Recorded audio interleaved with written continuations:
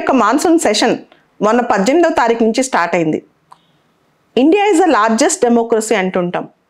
Democracy అంటే కేవలం పార్లమెంట్లో వెళ్ళి గొడవలు పట్టమేనా అంటే కాదు. పార్లమెంట్ అనేది డెలిబరేషన్ కోసం, పార్లమెంట్ అనేది డిస్కషన్ కోసం, పార్లమెంట్ అనేది డిబేట్ కోసం, అంతకు మించి పార్లమెంట్ అనేది డిసెంట్ కోసం, ప్రొటెస్ట్ కోసం. అంటే ప్రభుత్వ పాలన నచ్చినప్పుడు, పాలసీస్ నచ్చినప్పుడు, ఇది నచ్చలేదు అని చెప్పి ప్రొటెస్ట్ చేసే అధికారం కూడా ఉంది. కానీ అది ఎంతవరకు, ఇదే పెద్ద క్వశ్చన్. సో ఇక్కడ పార్లమెంటరీలో పదజాలం, పార్లమెంట్లో వాడే పదజాలం, పార్లమెంట్లో ఎవరి గురించి ఎలా నిందించవచ్చు, ఇవన్నీ కూడా పెద్ద క్వశ్చన్ మార్కే.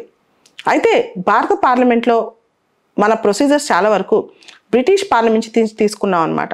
ఆ తర్వాత ప్రపంచంలో పెద్ద పెద్ద డెమోక్రసీస్లో ఎలా ఉంది అలాంటి కన్వెన్షన్స్ కూడా మనం ఫాలో అవుతుంటాం. అయితే పార్లమెంట్లో మన వర్డ్స్, ఎక్స్ప్రెషన్స్, వాటి డిగ్నిటీ గురించి చాలా కథలే ఉన్నాయి. మనం ఇక్కడ కొన్ని ఎగ్జాంపుల్స్ తీసుకోవచ్చు. ఒకటి, జవహర్లాల్ నెహ్రూ గారు ప్రధానిగా ఉన్నప్పుడు పార్లమెంట్లో చర్చ జరుగుతుంది. ఆ టైంలో రామ్ మనోహర్ లోహియా గారు లేచి జవహర్లాల్ నెహ్రూ గారి గురించి ఒక కామెంట్ చేశారు. ఆ కామెంట్ ఏంటంటే, జవహర్లాల్ నెహ్రూ గారు పెద్ద అరిస్టోక్రటిక్ ఫ్యామిలీ నుంచి వచ్చారని చెప్పుకుంటుంటారు, కానీ వాళ్ళ గ్రాండ్ ఫాదర్ మొఘల్ కోర్టులో చప్రాసిగా పనిచేశారు అని చెప్పి ఆయన చెప్పారు. దాన్ని జవహర్లాల్ నెహ్రూ గారు ఏ విధంగా స్వీకరించారో ఒకసారి చూడాలి. అదే విషయం నేను కూడా చెప్తున్నాను కదా, మేమందరం మా కుటుంబీకులం ప్రజల కోసం పనిచేస్తాము, అది ఏ పనైనా అని చెప్పి. అంటే పార్లమెంట్లో ఇలాంటి సందర్భం వచ్చినప్పుడు దాన్ని ఏ విధంగా గొప్ప లీడర్, ఒక స్టేట్స్మెన్ తీసుకుంటాడు అనేది చాలా important. Politicians think about next elections, statesmen think about next generation.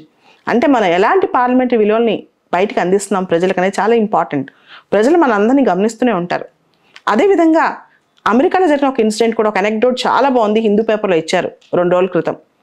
Abraham Lincoln మనందరికీ తెలుసు, చాలాసార్లు విఫలం అయ్యి చివరికి అమెరికన్ ప్రెసిడెంట్ అయ్యాడు.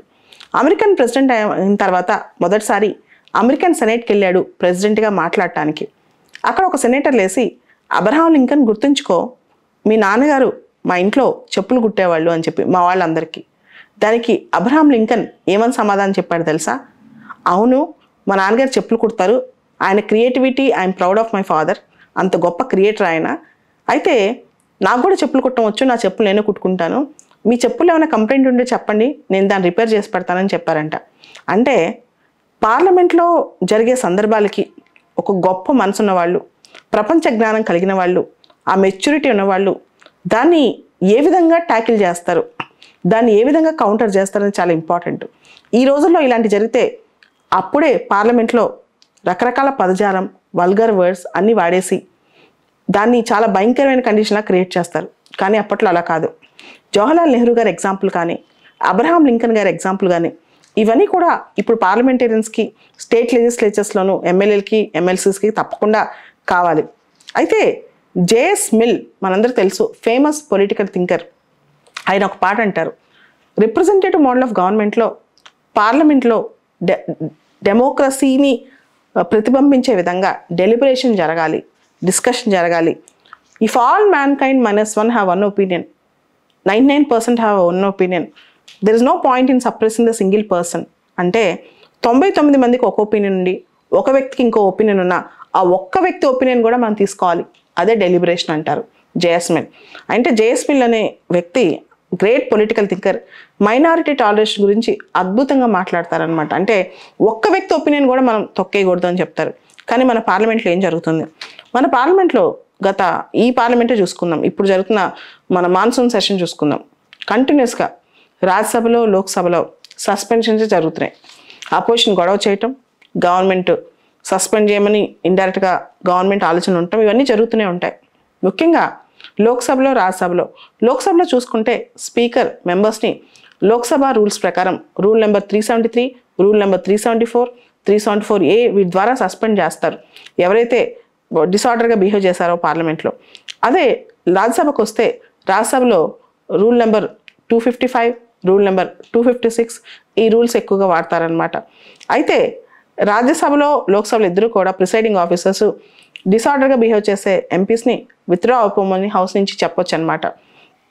రాజ్యసభలో అయితే ఇంకా కావాలంటే రాజ్యసభ చైర్మన్ హౌస్ని ఒక మోషన్ ద్వారా ఈ పలానా ఎంపీ ఇలా డిసార్డర్గా బిహేవ్ చేశారు, విత్డ్రా అవ్వమని చెప్పి ఒక మోషన్ ద్వారా తొలగించమని చెప్పొచ్చు. మళ్ళీ ఇంకో మోషన్ ద్వారానే ఆ సస్పెన్షన్ కూడా ఎత్తేయచ్చు అనమాట.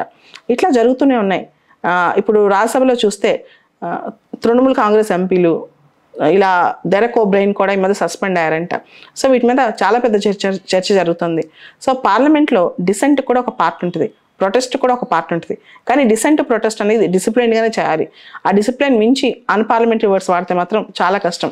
ఈ పార్లమెంట్లో బుక్లెట్స్ రిలీజ్ చేస్తారనమాట, ఏ అన్పార్లమెంటరీ వర్డ్స్ ఏ వాడకూడదని. ఈ మధ్య వాడిన అన్పార్లమెంటరీ వర్డ్స్ ఏంటంటే తెలుసా? జుమ్లా జీవి, అంటే ఎవరైతే ఫాల్స్ ప్రామిసెస్ చేస్తారో వాళ్ళని జుమ్లా జీవి అంటారు. ఆ వర్డ్ అన్పార్లమెంటరీగా డిక్లేర్ చేశారు.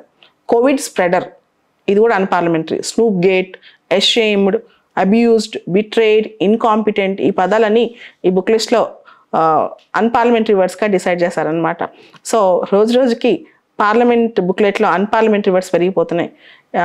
ఇంత విద్యావేత్తలు పార్లమెంట్లోకి వెళ్తున్నా, ఇంత తెలివిగల వాళ్ళు, ఇన్ని వ్యాపారాలు చేసే వాళ్ళు పార్లమెంట్లోకి వెళ్తున్నా, పార్లమెంట్లో మాత్రం పద్ధతులు మారట్లేదు, టైం వేస్ట్ మారట్లేదు. ఇవి మారినప్పుడే, టైం వేస్ట్నే కాదు, బిల్స్ కూడా హేస్టీగా పాస్ చేయటం అనమాట. ప్రాపర్ డిస్కషన్ లేకుండా, అపోజిషన్ కన్సల్ట్ లేకుండా ఇలా జరగటం కూడా పార్లమెంట్లో మంచిది కాదు. ఎందుకంటే పార్లమెంట్ అనేది ప్రజాస్వామ్యానికి ప్రతిబింబం. ఇలాంటి ప్రతిబింబంలో బిల్స్ పాస్ అయ్యేటప్పుడు చర్చ పూర్తి స్థాయిలో జరగాలి. అవసరమైతే బిల్స్కి కావాల్సిన సవరణలు చేసి మరీ పాస్ చేయాలి.